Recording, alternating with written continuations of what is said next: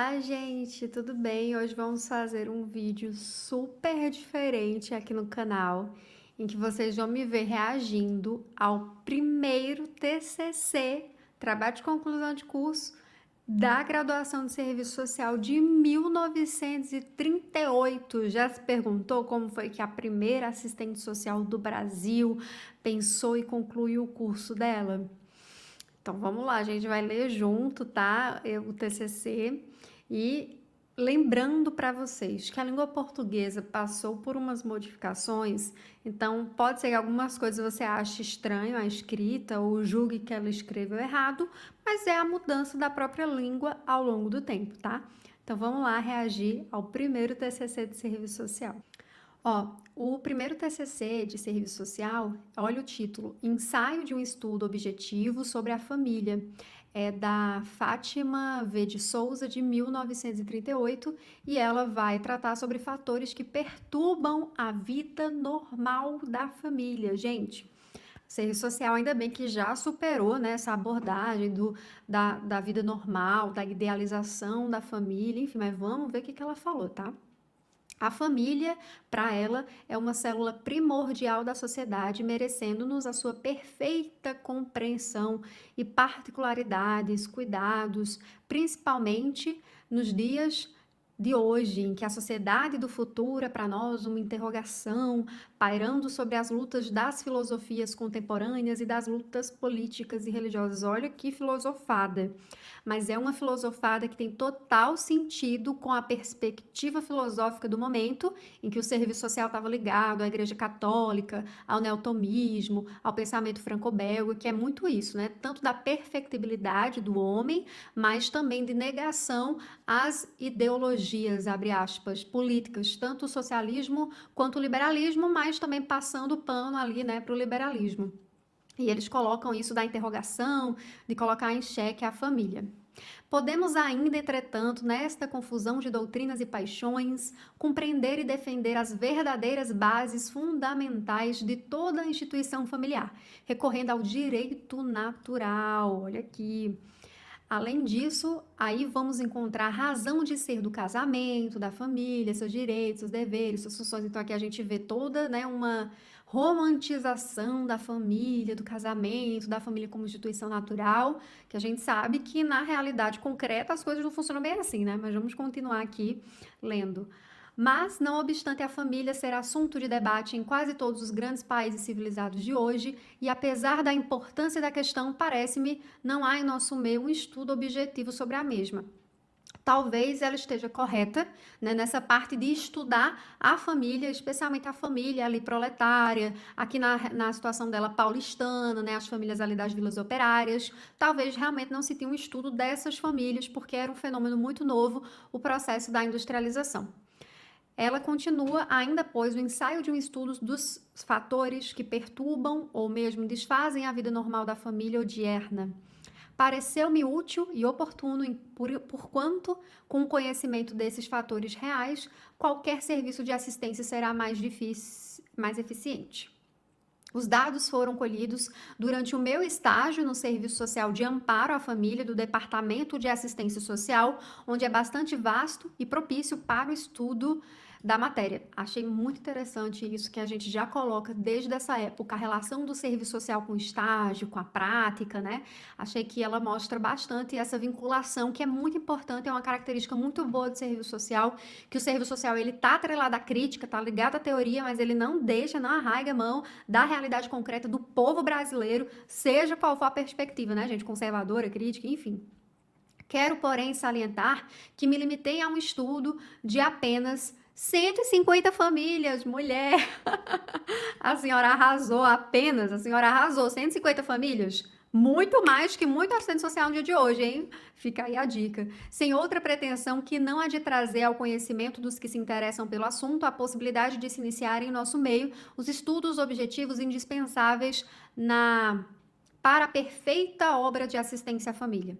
Resumo das partes. Para um estudo deste gênero, é necessário que se tenha inicialmente a concepção exata da instituição da família, o seu papel na sociedade, das suas relações para com o Estado, olha que interessante, para que depois se possam estudar as suas perturbações, aí já uma linha meio psicossocial, uma linha mais da mudança do comportamento e da moral, que é algo que a gente, né, já ultrapassou.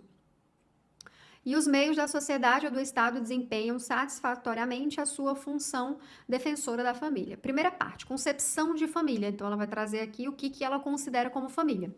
A família é constituída pelo casamento monogâmico e indissolúvel. É o primeiro e o mais natural meio do homem. Essa monogamia e indissolubilidade natural do casamento é hoje muito debatida, principalmente pelos partidários do divórcio. Nesta época ainda não tínhamos, né, toda a leitura avançada que nós temos hoje sobre divórcio. Então, aqui a gente vê, né, coisas que a gente já ultrapassou. Primeiro que hoje a família no serviço social não é só a família monogâmica, todos os tipos de arranjos familiares são considerados. E, além do mais, não se trata dessa idealização da monogamia. Se for necessário, tem que ter divórcio, né, gente? Procurarei dar aqui alguns argumentos para a prova da afirmativa supra, fins do casamento. Deus, criando a natureza humana, quis com a diferenciação dos sexos que o homem colaborasse na sua obra, perpetuando-a, comunicando-lhe, por isso, de certo modo, o seu poder criador. Diz nosso Senhor Jesus Cristo. Gente, ela colocou uma citação de Jesus no TCC dela e ainda citou Mateus 19,5. Por isso deixará o homem ao pai, à mãe, para aderir à sua mulher. E se tornarão os dois uma só carne. Ora, que Deus uniu, não separe o homem. O que Deus uniu, ninguém separa. Aqui, segundo ela, né? Mais adiante, Jesus explica: por causa da dureza dos vossos corações é que Moisés vos permitiu repudiar vossas mulheres, mas de princípio não foi assim. Eu, porém, vos declaro que todo homem que repudiar a sua mulher, salvo em caso de adultério, e casar com outra, comete adultério. E quem casar com a repudiada, comete adultério. Nossa, gente. A gente já ultrapassou muito, mas a própria Igreja Católica, né, já avançou muito com relação a isso. Assim, não que ela queira ter avançado, mas avançou muito. Assim, pois, a primeira finalidade do casamento é a procriação.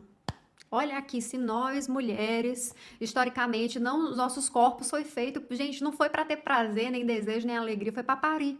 Né? E isso será que é isso que Deus quis para os nossos corpos? Mas essa finalidade comum à união dos demais animais só é completa no homem quando seguida de educação. O que o ser humano tem direito, o mais inalienável. Olha, mulher tem que procriar, mas tem que se educar também. Olha que interessante aqui já o avanço que a gente está tendo, né? Aí mais uma citação em francês, embora eu fale francês, tá, gente? Não vou ler para vocês, mas La famille d'or ne se me faire naître des enfants. Gente, não falo francês, então vou poupar vocês desse constrangimento. Ora, a educação não é obra de um dia e precisa da influência conjunta do elemento masculino e feminino. Esse segundo argumento realista e objetivo para a defesa da indissolubilidade do matrimônio. Perceba que ela está sendo contra o divórcio, tá? Ela está aqui trazendo um tipo ideal de família, da perfeita família, e por mais que a mulher provavelmente apanha, sofre violência e tal, tem que continuar aí desse trem, né?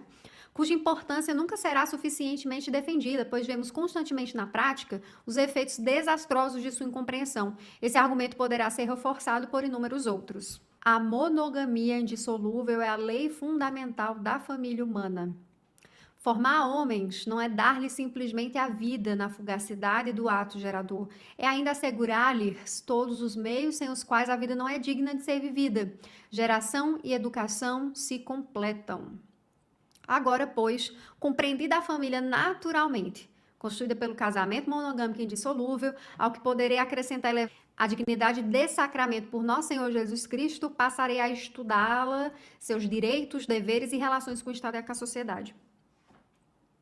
Tá, tudo bem, a gente tem essa versão aqui que o serviço social já rompeu por causa da sua laicidade, da sua perspectiva teórica, histórica, analítica, científica, porque cientificamente este tipo de família, ele não é natural, é um tipo de família condicionado por causa de relações sociais de determinado tipo.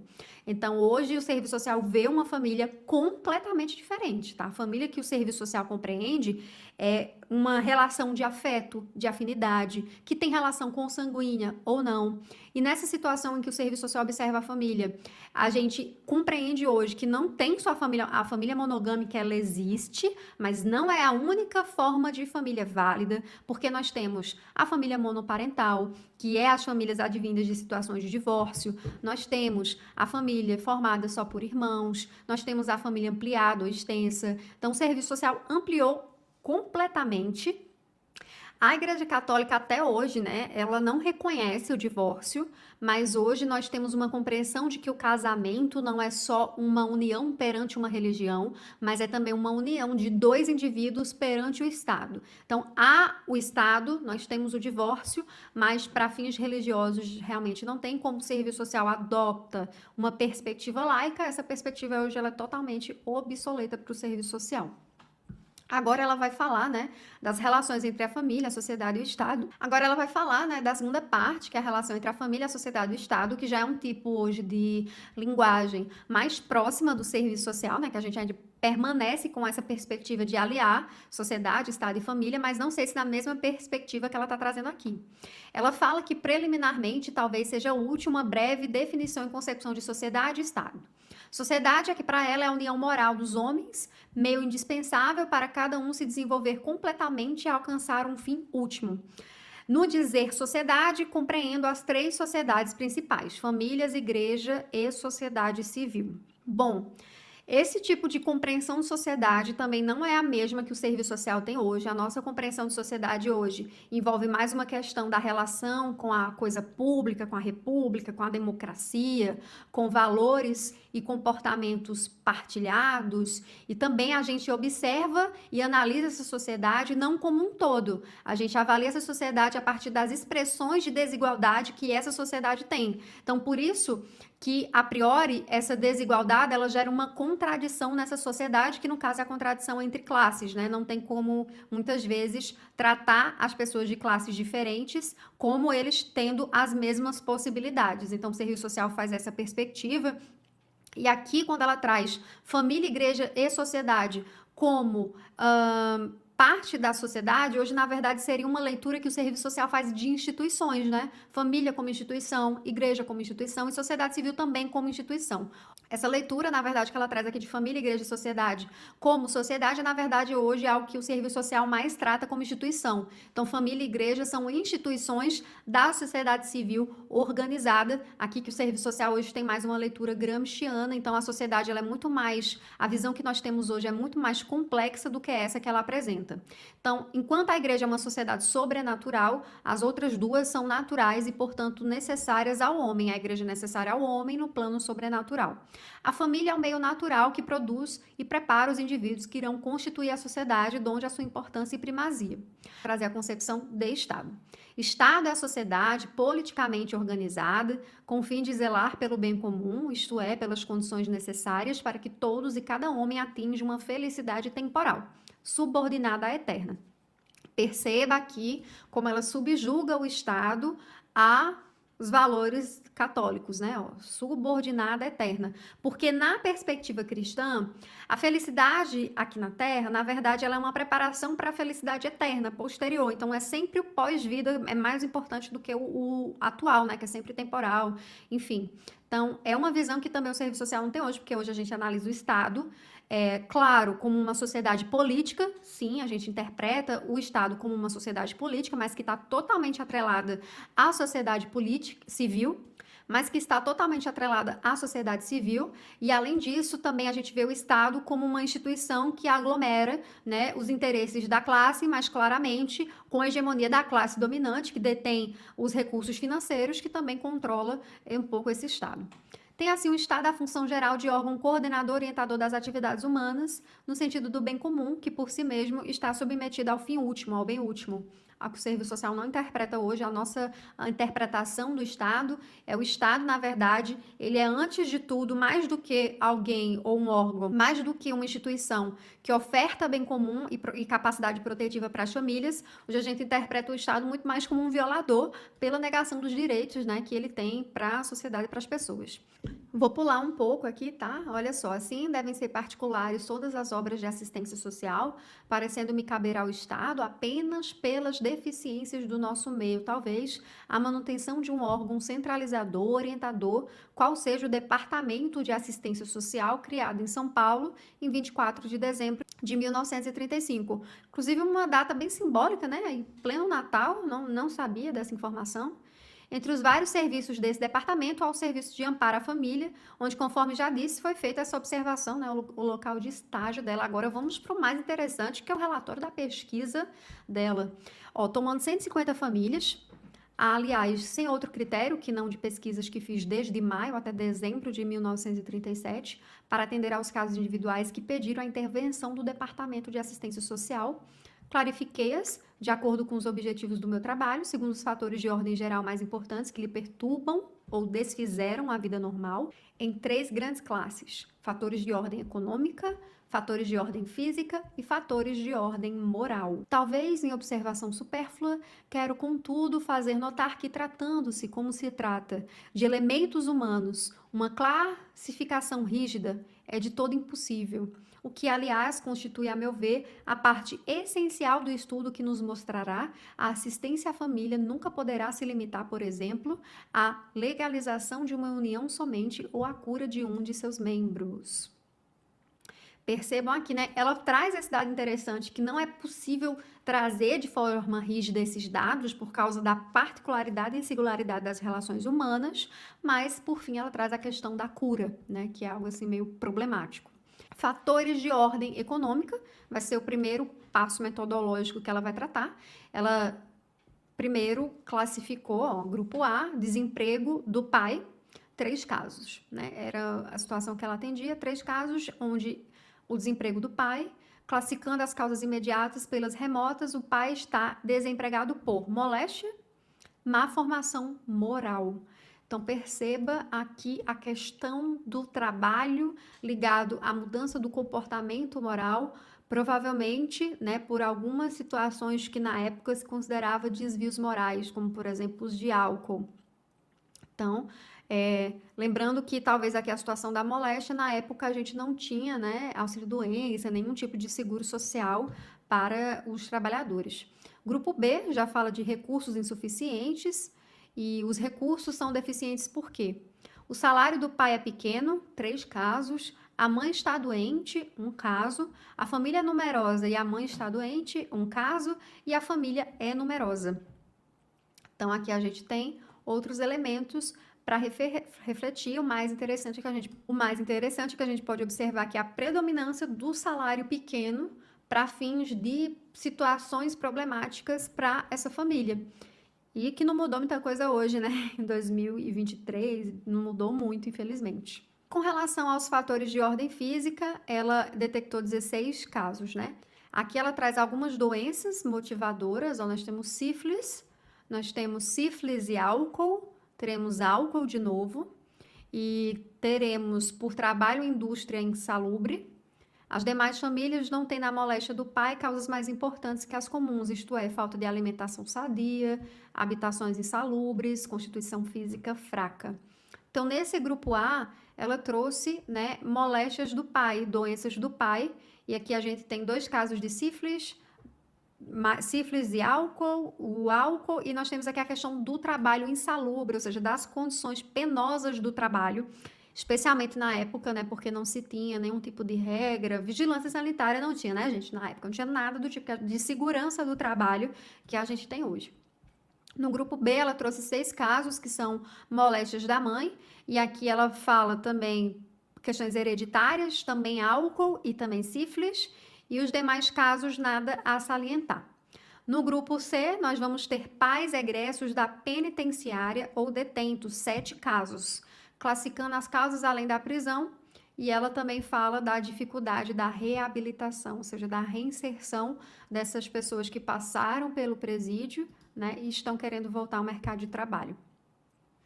Grupo D, aí ela vai falar da morte da mãe, são 4 casos. Em todos os casos é o fator de maior importância. No grupo E, morte do pai ou pessoa que o substituía no sustento da família, nós vamos ter 55 casos. A maior parte está aqui, ó, como a gente pode perceber, na morte do, digamos assim, da pessoa que trazia o sustento para a família. O que hoje, né, assim, de certo modo, a gente conseguiu sanar com a Seguridade Social a partir da pensão por morte. Que hoje nós vamos ter, né, são outras contradições, outros desafios, mas lembrando que a pensão por morte também é para aqueles que contribuem previamente. Para a pessoa que não contribui, não vai gerar nenhum tipo de benefício. Olha aqui que ela vai ainda trazer a classificação das causas da morte. Por um movimento revolucionário, olha só, morreu por um movimento revolucionário, gente, que interessante. Que movimento foi esse? 1938. Será que foi 1930, hein? Ou foi Vargas, governo Vargas? O que será que aconteceu? Esse movimento revolucionário tirou, olha, gente, 36 famílias, os pais de 36 famílias. 2 viúvas tiveram os filhos vitimados, os demais são casos de simples viuvez. Agora, ordem moral. Vamos ver o que ela fala que é ordem moral. 3 casos. Recursos insuficientes para se fazer economias ou falta de organização a esse respeito em certas classes sociais. Aqui, provavelmente, tem relação com a questão da organização doméstica, né? De não priorizar com que esse gasto, né? Que tinha um controle muito forte nessa época, até hoje, na verdade, né? Ó, separação dos pais, 20 casos, pronto. Deu para ela todo o argumento dela ser contra o divórcio, porque para ela 20 casos, já tá aqui acabando as famílias. Agora, será que ela considerou as pessoas do movimento revolucionário, né? Que morreram, enfim. Então vamos lá. Por que danado separou, né? Por que separaram? Ó, má formação do marido. Grande maioria. Separou do marido porque devia estar traindo, né? Enfim. Má formação da esposa, 3 casos. E má formação de ambos, 1 caso. Então, a separação, olha só, trazendo pobreza, isso na leitura dela, tá? Grupo C, uniões ilegais, 16 casos. Por certas circunstâncias, não explicou. Os demais casos são fruto apenas de uma má formação moral ou de uma formação errada. Grupo D, mães solteiras. Abandono moral, como já disse, são abandono moral, né? 4 casos. Bem interessante, né? Essa classificação que ela fez de tentar entender características próprias que levam a uma determinada situação de vulnerabilidade social. Hoje, na nossa entrevista, enquanto assistente social, talvez algum desses elementos, eles façam parte, né? Mas talvez a leitura que nós façamos não seja sobre uma questão moral, seja mais para compreender, de fato, todo o contexto, né, que leva a uma situação de hipossuficiência financeira de uma família. E agora a gente vai partir para análise, né? Assim, analisando a primeira classe, que é a parte, né, gente, da questão econômica, ela vai dizer a questão do desemprego, o pai está desempregado porque é doente, portanto, temos aqui 2 causas diversas e ambas importantes. Na família número 2, foi a ignorância que motivou a falta do trabalho do pai, pois uma causa de ordem moral. E vamos encontrar uma família número 3, perturbações econômicas como consequências de perturbações físicas e morais. Assim, pois, já vemos como é importante o estudo mais completo possível da família, antes de se fazer o diagnóstico e consequente tratamento. Olha que interessante isso aqui, porque aqui ela já está trazendo o prelúdio do que seria o social work, do que seria o serviço social de caso da Mary Richmond, que é justamente a etapa diagnóstico, né, estudo, diagnóstico, tratamento. Esses 3 passos que foi adotado posteriormente. Então, aqui a gente já começa a ver que elas sentiam uma necessidade, embora talvez não tivessem condições necessárias para isso, a gente precisa pensar um método que na época não tinha, né? Como é que ela tem essa família? Então, na época, eles tinham os recursos da religião e usaram isso, né?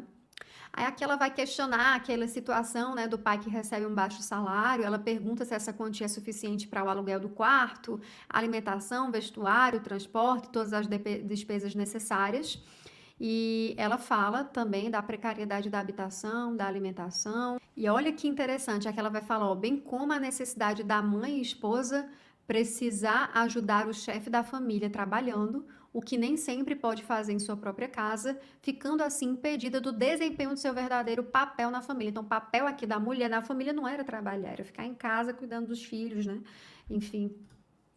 Então, ela coloca, ó, perceba a lógica. A culpa não é das condições de trabalho que recebe um salário baixo, tá? A situação social deles não é responsabilidade do Estado, não é responsabilidade do empregador, é responsabilidade deles. Eles que são responsáveis pela situação que eles estão vivendo. Porque essa época tinha muita lógica da culpabilização do indivíduo. E a gente consegue ver aqui, ó. Ela está culpabilizando a família pela situação que está vivendo. E, portanto, ó, da desorganização familiar que gera o fato da mulher ter que trabalhar e não estar no seu ambiente natural, que é o ambiente doméstico. E olha aqui essa pergunta que ela vai fazer do grupo B, né, que compreende os casos em que a moléstia da mãe é o fator que mais se salienta na observação da vida dessas famílias. Este problema faz surgir imediatamente outro de grande importância dos filhos. A mãe doente, o pai precisando trabalhar, como ficam as crianças se os pais não têm parentes que se interessem por elas? A pergunta que ela faz: a solução prevista, então, é sempre a internação provisória ou definitiva. Depende. Olha só isso, que coisa. Que não mudou muito, não mudou muito. Porque, infelizmente, nós ainda temos famílias que perdem o poder familiar porque não possuem, né? Digamos assim, uma rede, né, que ajude. Mas perceba que aqui ela está falando que não tem parentes que se interessem por elas. E as creches? E as escolas? E o Estado? O que o Estado está fazendo? É culpa somente da mãe e do pai? O Estado não tem nada a ver com isso? O Estado não tem que prover educação, creche, para que os pais possam trabalhar? E a solução é a internação provisória ou definitiva. Olha que radical. Como se os pais fossem culpados pela sua situação de ter que trabalhar. Gente, é muito doido isso. Vocês estão concordando aqui comigo, hein? Pelo amor de Deus.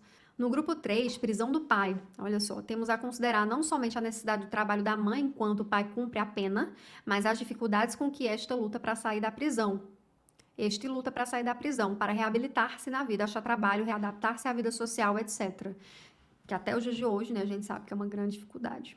Olha, que a morte do pai ou pessoa que o substitua no governo ou manutenção da família, compreende-se, é bastante importante, principalmente quando esse acontecimento é inesperado. Como, por exemplo, aqui temos 39 famílias nessas condições, que são vítimas da Revolução de São Paulo de 1932. Olha que coisa interessante, hein? Agora, percebam que ela está analisando um departamento e que é um número expressivo, gente, de famílias. Porque São Paulo é uma cidade grande, mas mesmo assim, 39, proporcionalmente para a época e para um departamento, é bastante, é um número alto. E famílias que ficaram totalmente desassistidas, né, por parte do Estado. Tem a parte lá da Imprevidência, né, que ela fala do controle dos gastos, ela vai questionar se deveria trazer realmente esse termo. E ela vai dizer, ó, que tratando-se como se trata de famílias pobres, na sua maioria, vivendo quase todas com dificuldades, do ordenado de cada mês, poderemos chamá-las de imprevidentes? Talvez se deva, pois, antes de a julgar, verificar se poderiam ter feito economias e não fizeram. Olha, tá ganhando pouco e ainda não juntou? Tenha santa paciência, são imprevidentes mesmo.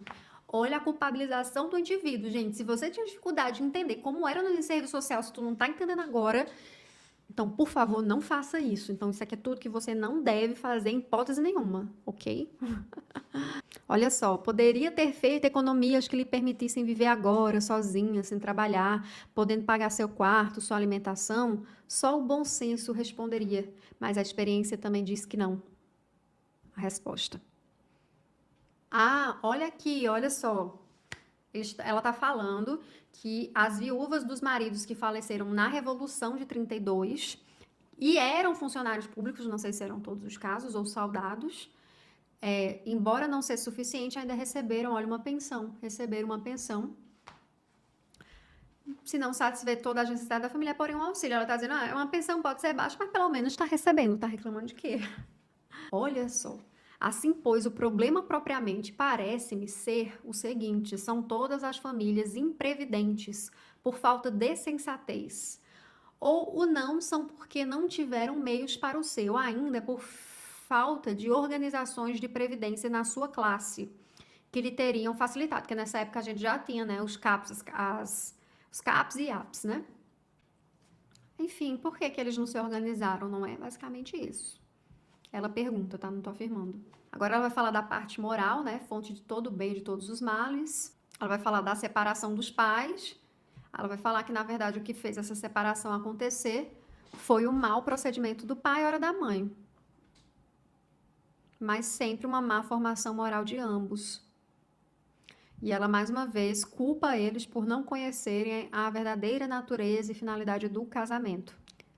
Ó, vemos pais que se negam a dar o necessário à família e mães que se esquecem dos seus deveres básicos, preferindo a vida das pessoas independentes. O que será isso? Será que essas mães queriam trabalhar, não queriam ficar somente em casa, enfim, queriam ter uma vida? Será que era por isso?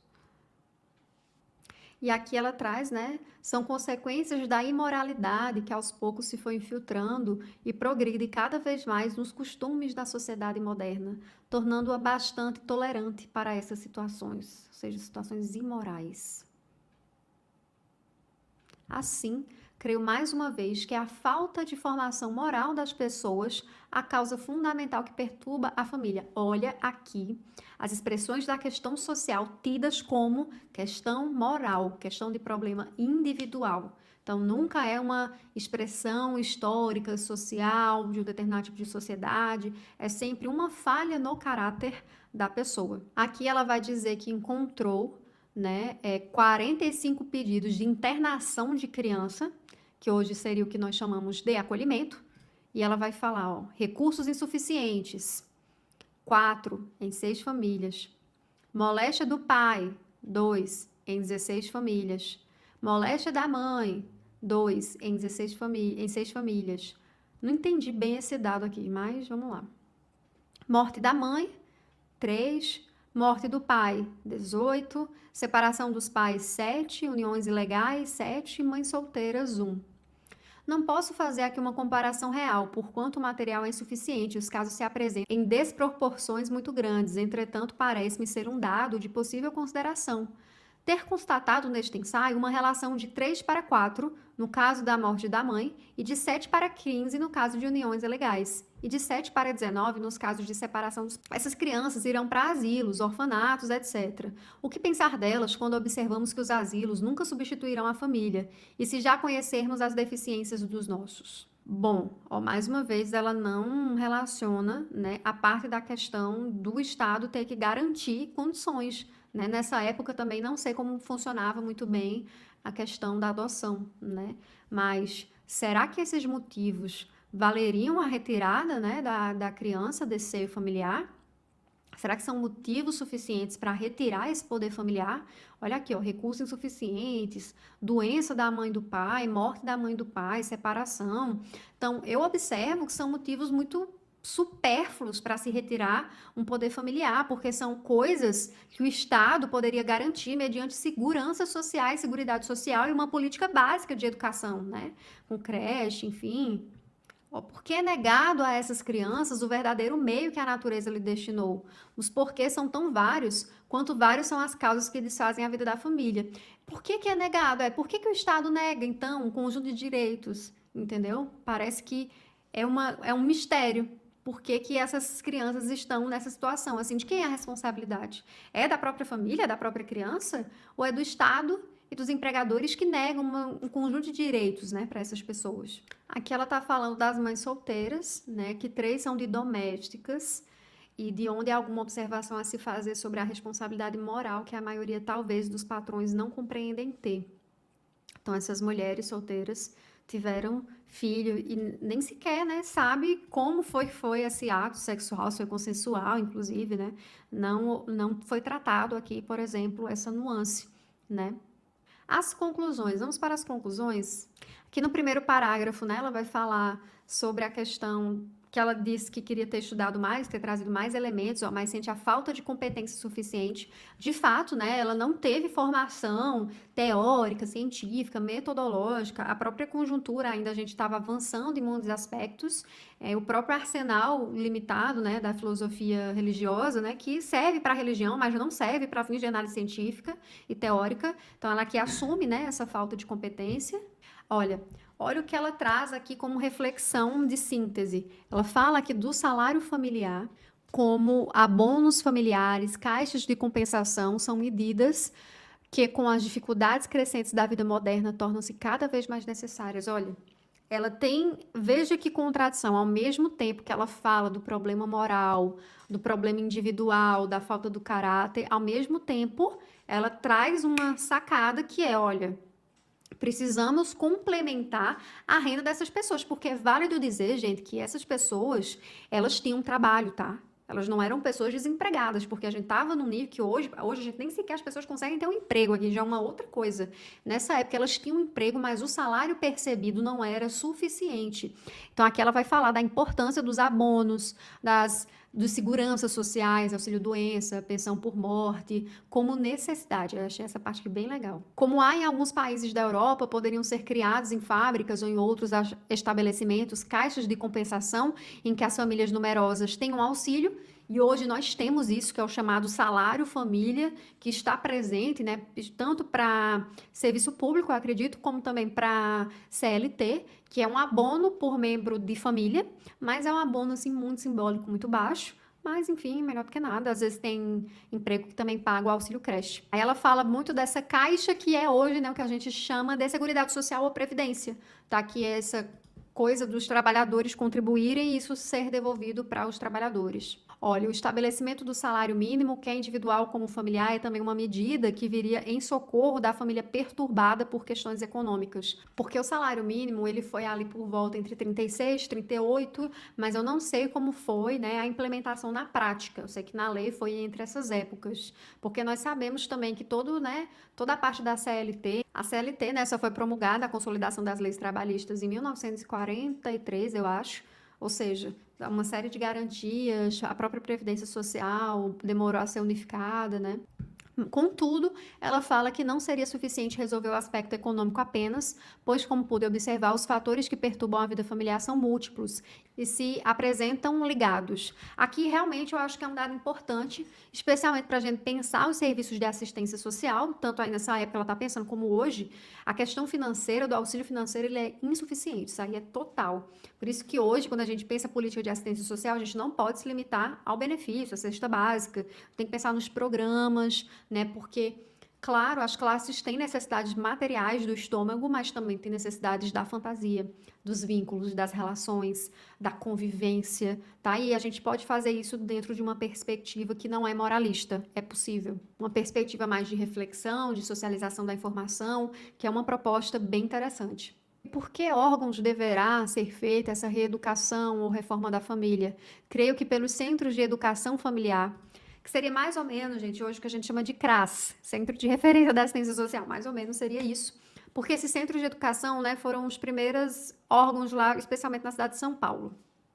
Seriam ótimos meios para realizar esse programa. Situados nos diferentes bairros da cidade, eles deveriam ser para o serviço social o que deve ser para a assistência espiritual, a paróquia, a matriz.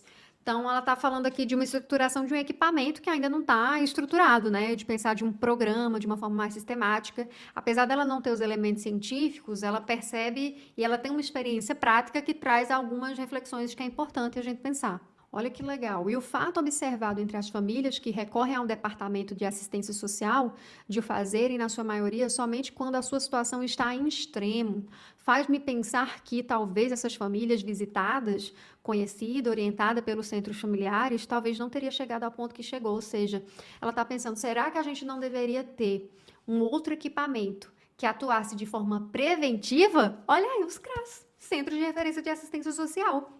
E não deveria ter um equipamento para atuar no extremo, como a gente tem os casos de violações de direito que já acontecem hoje no CREAS, no Centro de Referência Especializado de Assistência Social. Então, perceba que até hoje, né, a gente conseguiu trazer isso e hoje a gente já apresenta novos desafios. Olha como a vida é doida, hein, gente? Quanto aos problemas das mães solteiras, ai meu Deus, não sei se eu tô preparada para ler essa parte. Tava gostando tanto até agora.